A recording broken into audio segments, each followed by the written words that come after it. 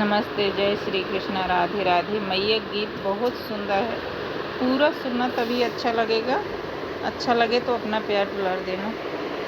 कहवा मैया तोहर नैहर, कहवा ससुरवा हो मैया, कहवा तो हर मंदिरवा दर्शन हम अइबई हो मैया, कहवा तो हर मंदिरवा दर्शन हम अइबई हो। कहवा मैया तोहर नैहर, कहवा ससुरवा हो मैया, कहवा तो हर मंदिरवा दर्शन हम अइबई हो मैया, कहवा तो हर मंदिरवा दर्शन हम अइबई हो। मथुरा में आहे हमर नैहर, गोकुल में सासुर हो मथुरा में आहे हमर नैहर, गोकुल में सासुर हो। बेटी विंध्याचल में हमर मंदिरवा दर्शन तू ही अइहा हो बेटी विंध्याचल में हमरा सिथनवा दर्शन तू ही अइहा हो। कहवा मैया तोहर नैहर, कहवा ससुरवा हो मैया, कहवा तोहर नैहर, कहवा ससुरवा हो मैया, कहवा तोहर मंदिरवा दर्शन हम अइबई हो मैया, कहवा तोहर मंदिरवा दर्शन हम अइबई हो। के तोहरे सास ससुर दुख के नैहर दूरी बस हो के तोहरे सास ससुर दुख के नैहर दूरी बसई हो।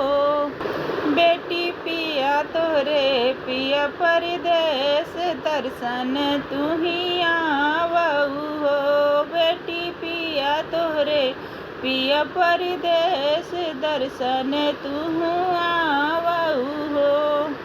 कहवा मैया तोहर नैहर, कहवा ससुरवा हो मैया, कहवा तो हर मंदिरवा दर्शन हम अइबई हो मैया, कहवा तो हर मंदिरवा दर्शन हम अइबई हो। नाही मोरे सास ससुर दुख, नाही नैहर दूरी बसे हो मैया, नाही मोरे पिया परदेस दुखिए लालन रोइला हो। नाही मोरे सास ससुर दुख, नाही नैहर दूरी बसे हो मैया, नाही मोरे पिया परदेस दुखी लालन रोइला हो। कहवा मैया तोहर नैहर, कहवा ससुरवा हो मैया, कहवा तो हर मंदिरवा दर्शन हम करबई हो मैया, कहवा तो हर मंदिरवा दर्शन हम करबई हो। रोई रोई कहनी बझनिया, बलक सुख देई दिहु हो मैया, सुन बड़े गोदिया हमार बलक एक देई दिहु हो। रोई रोई कहनी बझनिया, बलक सुख देई दिहु हो मैया, सुन बाटे गोदिया हमार बलक एक देई दिहु हो। कहवा मैया तोहर नैहर, कहवा ससुरवा हो मैया, कहवा तो हर मंदिरवा दर्शन हम अइबई हो मैया, कहवा तो हर मंदिरवा दर्शन हम अइबई हो।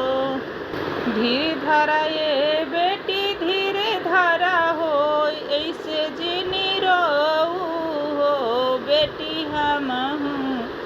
गोदी तोहर भर बालक एक देई देबै हो।